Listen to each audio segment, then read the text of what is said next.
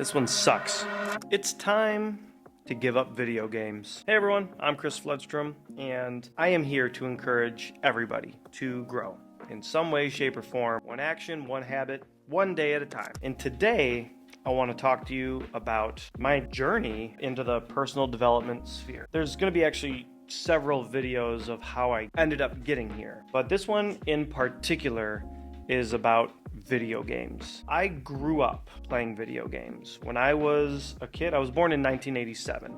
So when I was a kid, we already had the Super Nintendo in my house. My earliest memories, living in my first house ever, was playing Super Mario Bros.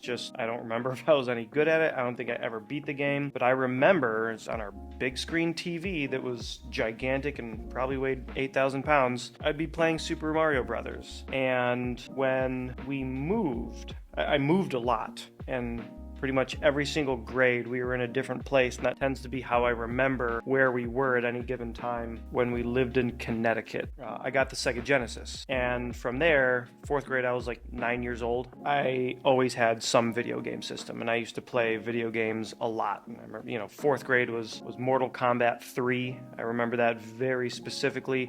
I used to love Mortal Kombat, and I would play video games so much, and from there ended up try to remember the video game systems in order, not that you really care, but from that we got the Sony PlayStation 1. I had that. That was fifth grade. From the PlayStation 1, I got the Sega Dreamcast. I was in Boston, Wisconsin. From Sega Dreamcast, I got the PlayStation 2. One of my friends had the PlayStation 2, actually. Somewhere in there, I also got the Nintendo 64. And then I think from there, it was just like handheld games. Man, I didn't even talk about handheld games. I'm so sorry. I'm taking you guys on this long journey about what video game systems I played. Whenever we'd be in the car rides, I'd be playing Game Boy. Like I used to be a very good kid in the car because I'd be playing Game Boy throughout the entire thing. Like old Kirby, starting at like sixth grade. I think it was Pokemon. So anyways, a lot of the handheld Game Boy games, got the DS's, got the PlayStations pretty much all the way until the PlayStation 5. I never got the PlayStation 5. I've kind of fallen off video games, and that's almost the topic of this video. So when I had the PlayStation 4 and the Nintendo Switch, I was a grown man, still playing a lot of video games. And there were two games that made me quit video games, mostly. I'll always dabble in Super Smash Brothers and just play around with that. Or if a new game that's very nostalgic to me comes out, I'll probably play through the story mode and then let it go. But two games made me quit. Number one, Monster Hunter. So I'd been playing Monster Hunter. You can play the game for a very long time and still not be done with it. And that's kind of what happened. Since Monster Hunter 3, I'd been playing each of the series. And there came a point where Monster Hunter came out for the PlayStation 4. It was Monster Hunter World. And I played that game so much. I would stay up really late. I'd get up early to play it. And at some point, I logged in and I looked at the hours played, how many hours I had played that game, and I was over 1,000 hours. And at that point, I probably wasn't deep into my personal development, situation, but I was probably starting it. I was right at the very beginning of that. And I realized, because I just got to a part in one of the books where if you spend 10,000 hours on something, you're a master. Just imagine if instead of playing Monster Hunter, I could have been doing something that was more productive, something that could have moved my life forward. The time I spent playing it was all entertaining. It wasn't completely wasted, but it's one of the things where the time was passed enjoyably, and now there is nothing to show for it. And at that point, I was in the correct mindset to internalize that and be this isn't okay. Because while it is fun, while it's a fun way to decompress, I'm doing more than decompressing. I am spending time doing this. It's not an unwind for, an hour or so a night. This is really I'm doing this instead of something else that really could benefit me a great deal more. So I really like very abruptly kind of just fell off the playing games for a long time. And the second game that caused me to really take a step back from video games was God of War Ragnarok. Again, God of War was a game that I used to play a lot. I loved that game. It was a really fun concept, and I'm huge into Norse mythology. I love Norse mythology, and so when God of War Ragnarok was coming out, I was extremely interested. I was like, well, I'm not playing a lot of games right now, but maybe I'll kind of hop into this one and, play the game. But then I went into, to Google and I asked how long it was going to take me to beat the story mode. Right? Like just beat the story mode. That was really all I was interested. I didn't want to do 100% completion. I didn't want to do anything. I just wanted to just play the game, enjoy my time, get through the story mode. And the answer was, I don't remember the exact number because it's been a while since then, but it was like 24 hours or something of gameplay without detours, or maybe it was 40 something hours. I don't remember exactly. It could have been the new God of War that came out very recently, was going to be like 40 hours of gameplay. And like, if I were a kid, that would be the greatest news ever. I remember Resident Evil 5 came out. I think it said it was going to be like 8 hours of straight gameplay to beat the story mode. And that was super exciting. I was like, wow, like I can beat this game and it's going to take me 8 hours, 9 hours. Like that's great value. I'm going to get a lot of playtime for my money. And if I were a kid and I was told that this game was going to take me 24 hours, 40 hours to complete, I would be over the moon. That would be the best news ever. Unfortunately, just where I was in my life, it's not that, like I could afford that. I could find an hour every day and just play over the course of a couple weeks instead of binging it. I could do that, but I was already in a headspace where that's not what I wanted anymore. If I were really interested to see like what the game was gonna offer me, I would kind of just like do a recap of the story mode. It's not like I'm not interested in games anymore. Like I'm a big child in that respect. Video games played such a huge part of my life at one time. I can't just like, they're not gone.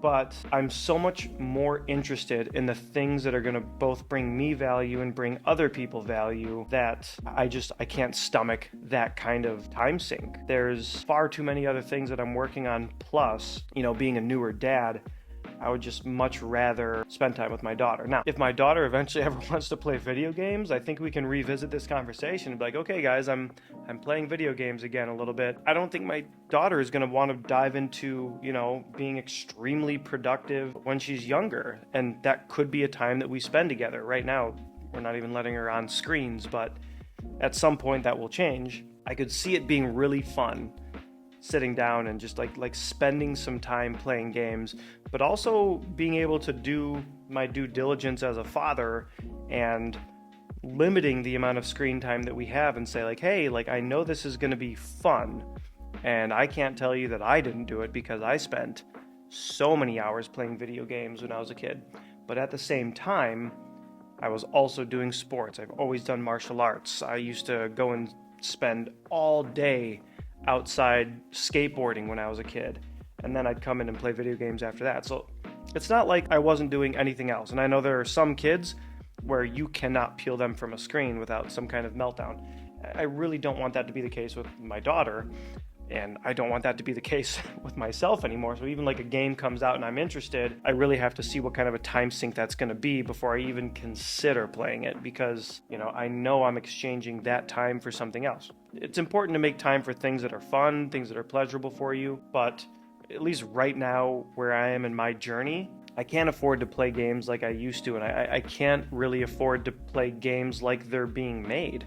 They are being made to engage people longer because it's just more beneficial for them. So that's where I am, and that's kind of how I shifted. I had such a hard time committing myself to the amount of time that you need in order to play the games that are coming out nowadays. Like, I would have to say that I'm on the slightly better edge of casual player. So I am not a good player. But if I were to sit down with like a group of my friends, I would beat them all, most likely. But if I went to a tournament, I would get out very early, if not just immediately in the first round. So like, I'm not that good where I could compete, but I'm good enough where most of my friends, I'm gonna kick their butts and make them feel silly.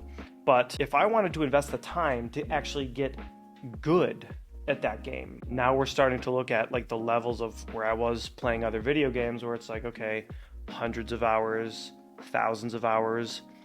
And at the end of the day, like, what do I have?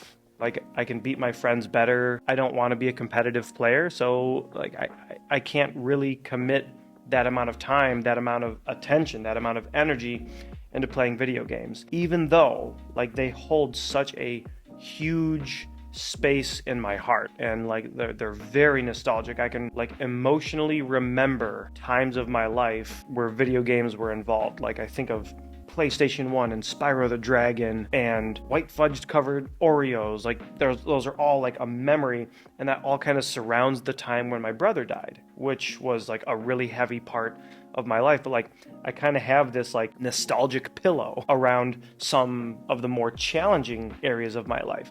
And it's not like video games got me through, but it's kind of like a way to warmly remember more challenging times with something that like I just really enjoyed doing. But there's a huge conversation going on about like the reliance of kids and screen time, and it's definitely something that you have to balance. I don't know exactly like the full trigger that like caused me to see 1,000 hours and decide to stop playing, or to see that this game was going to take 40 hours just to beat the story mode and decide to not buy it and not commit that time to going through the story mode.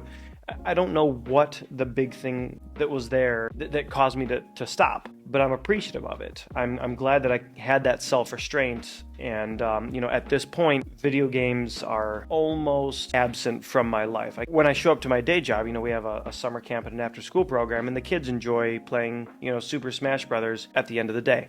Every now and then I'll like hop on and like play with them, and then go against one of the coaches, and it's fun. But it's not something where I really sit down and commit, hours of my time and attention to it, because, there's nothing else I can do. If I could listen to an audiobook and play the games at the same time, then like maybe I could entertain doing something valuable while doing something that isn't.